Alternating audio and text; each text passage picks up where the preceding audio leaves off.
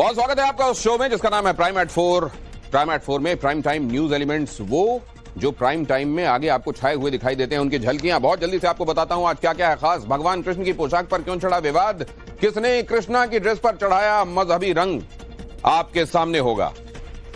और आपको यह भी बताएंगे दरभंगा की मेयर ने होली को लेकर ऐसा क्या कहा कि फिर उन्हें सफाई पेश करनी पड़ी। इसके साथ ही आप यह भी देखेंगे शामली में चोरी की घटना के बाद पुलिस ने चोर के साथ क्या क्या किया।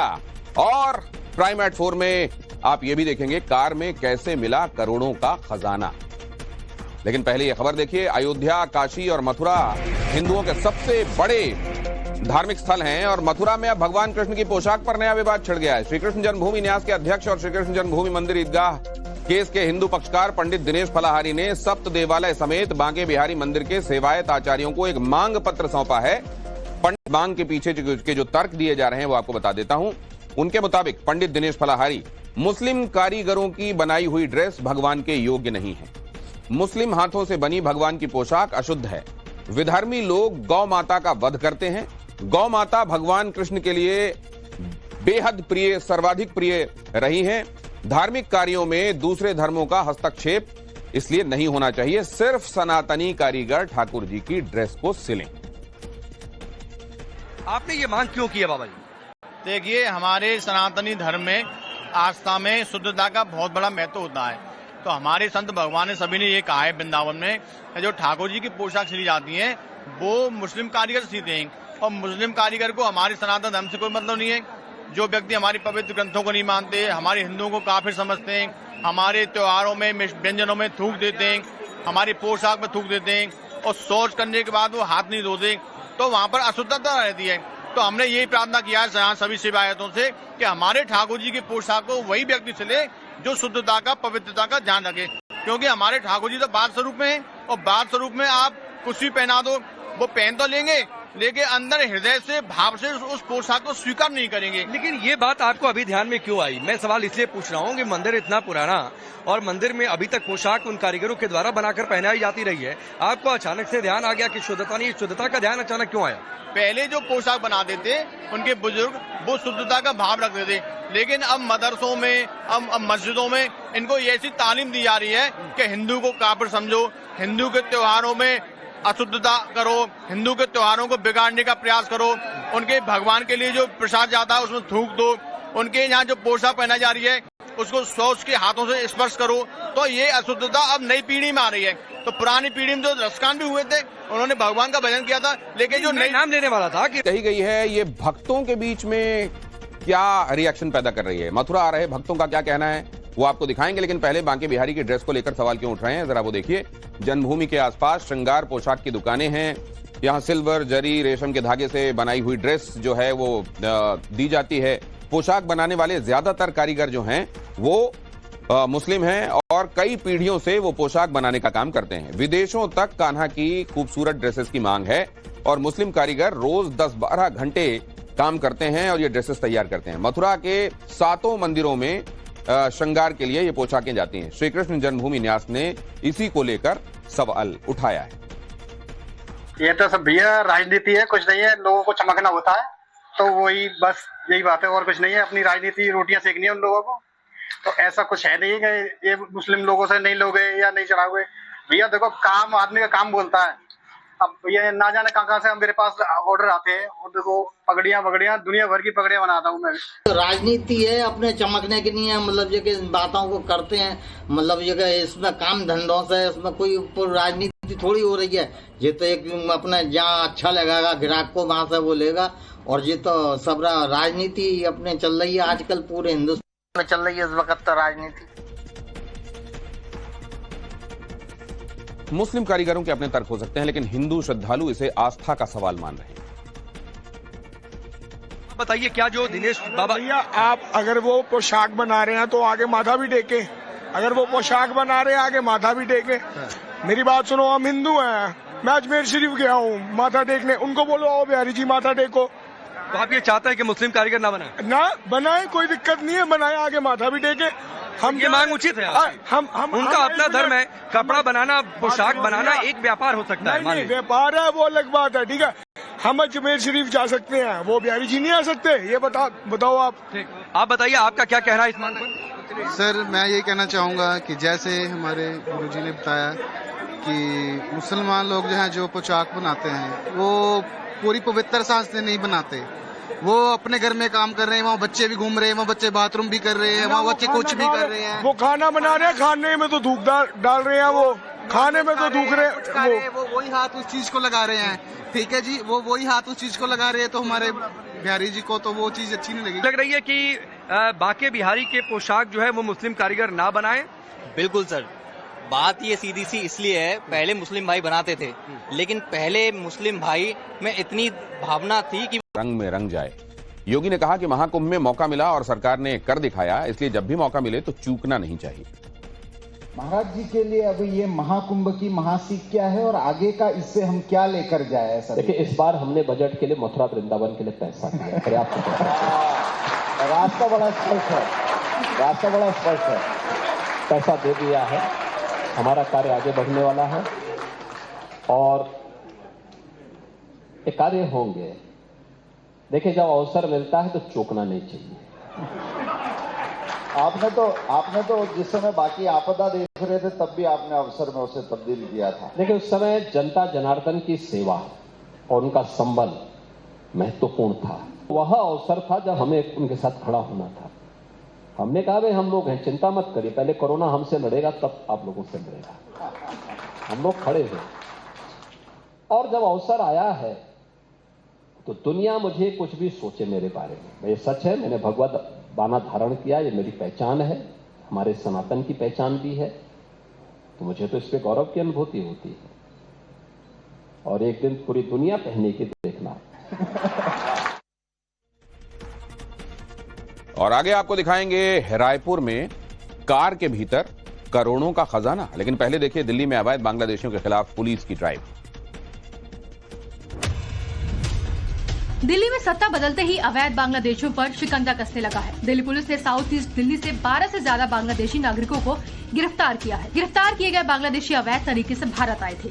इसके पास से फर्जी डॉक्यूमेंट्स भी बरामद हुए। Delhi police south east Delhi से बड़े पैमाने पर तलाशी अभियान चला रही है। मंगलुरु के पिलिकुला जूलॉजिकल पार्क से गुड न्यूज आई है। बाघनी रानी ने 2 शावकों को जन्म दिया है, जिससे पिलिकुला जूलॉजिकल पार्क में बाघों की संख्या बढ़कर 10 हो गई है। बाघन रानी ने एक फीमेल और एक मेल शावक को जन्म दिया है। वो अब 2 महीने के हो गए हैं और दोनों बिल्कुल स्वस्थ हैं। इससे पहले रानी ने 2016 में 5 शावकों को जन्म देकर रिकॉर्ड बनाया था। उसके बाद 2021 में 3 शावकों को जन्म दिया।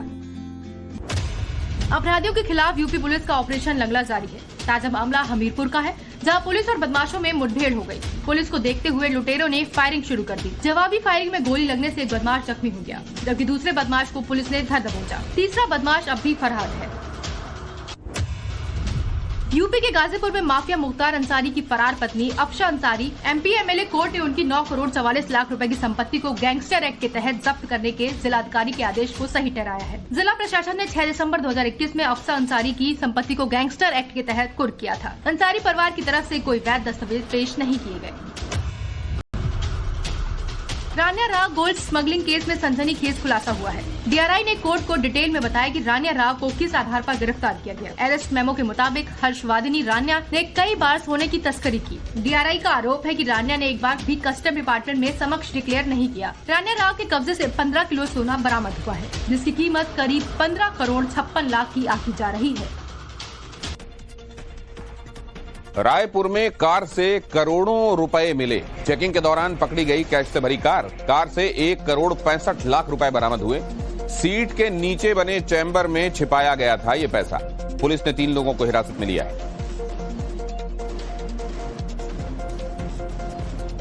और ये खबर उन्होंने एक बयान दिया और उस पर सियासी बवाल शुरू हुआ। हालांकि होली को 2 घंटे के लिए रोकने के बयान से अंजुम आरा ने यू टर्न ले लिया है, क्योंकि उन्हें लगा कि अब उन्हें शायद पार्टी से भी निकाल दिया जाएगा। लेकिन अब यह मामला होली से बिहार चुनाव तक पहुंच गया है, क्योंकि विपक्ष को लगता है कि बयान चुनाव से पहले माहौल गर्म करने के लिए ही दिया गया है।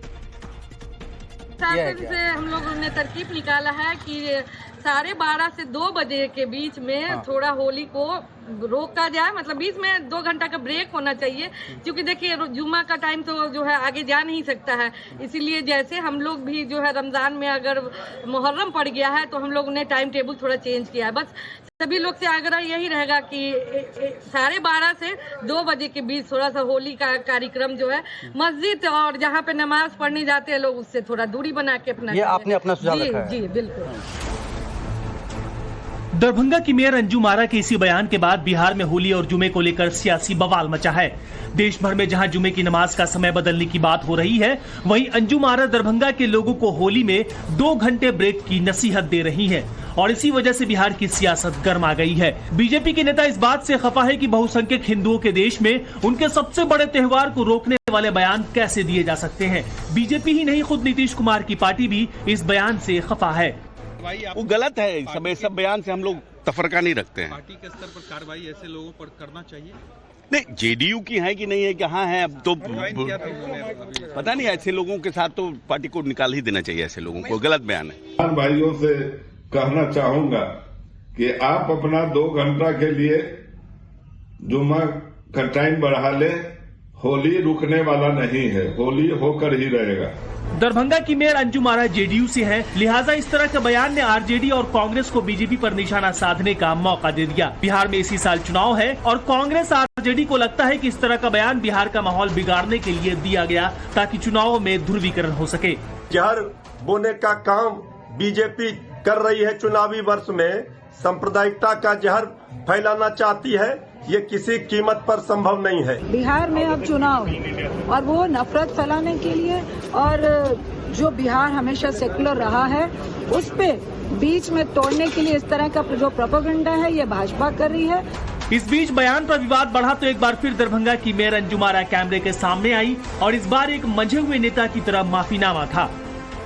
और कल मैंने जो भी बात कही उसके लिए जिसकी भी आस्था को ठेस पहुंचाया, सभी से को मैं खेद व्यक्त करती हूँ।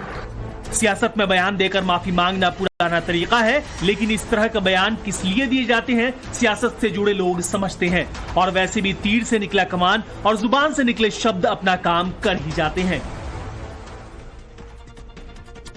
असल में कमान से निकला तीर कहने का तात्पर्य था। अब आपको उत्तराखंड के उत्तरकाशी से आई तस्वीर दिखाता हूं, जहां बर्फबारी और कड़ाके की ठंड भी बच्चों के हौसले को तोड़ नहीं पाई। वीडियो में दिख रहा है बच्चे बर्फबारी के बीच भी स्कूल में सुबह की प्रार्थना कर रहे हैं। आसपास के पहाड़ बर्फ के सफेद चादर से ढके हुए हैं। ये वीडियो उत्तरकाशी के उसला गांव के निजी स्कूल का है।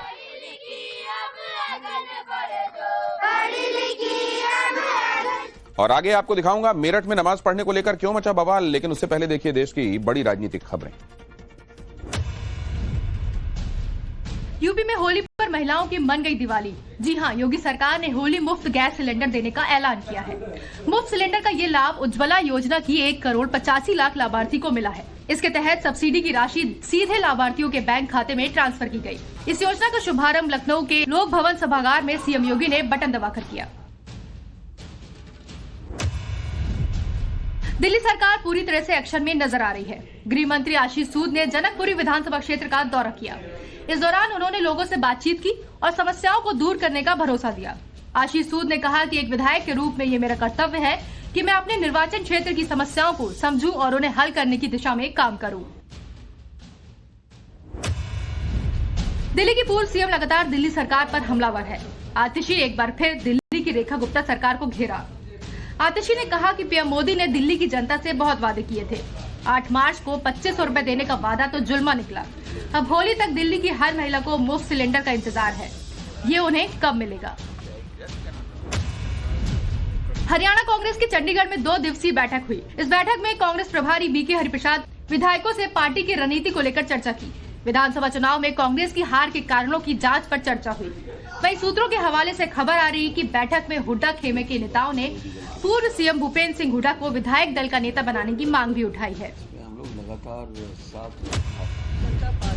महाराष्ट्र के बजट पर शिवसेना ने हमला बोला। सांसद प्रियंका चतुर्वेदी ने सीएम देवेंद्र फडणवीस पर निशाना साधते हुए कहा कि उनकी कथनी और करनी में फर्क है। उन्होंने कहा कि चुनाव के वक्त महिलाओं को 1500 की जगह 2100 रुपए प्रतिमाह देने की बात की थी, लेकिन बजट में उसका कोई प्रावधान नहीं किया गया।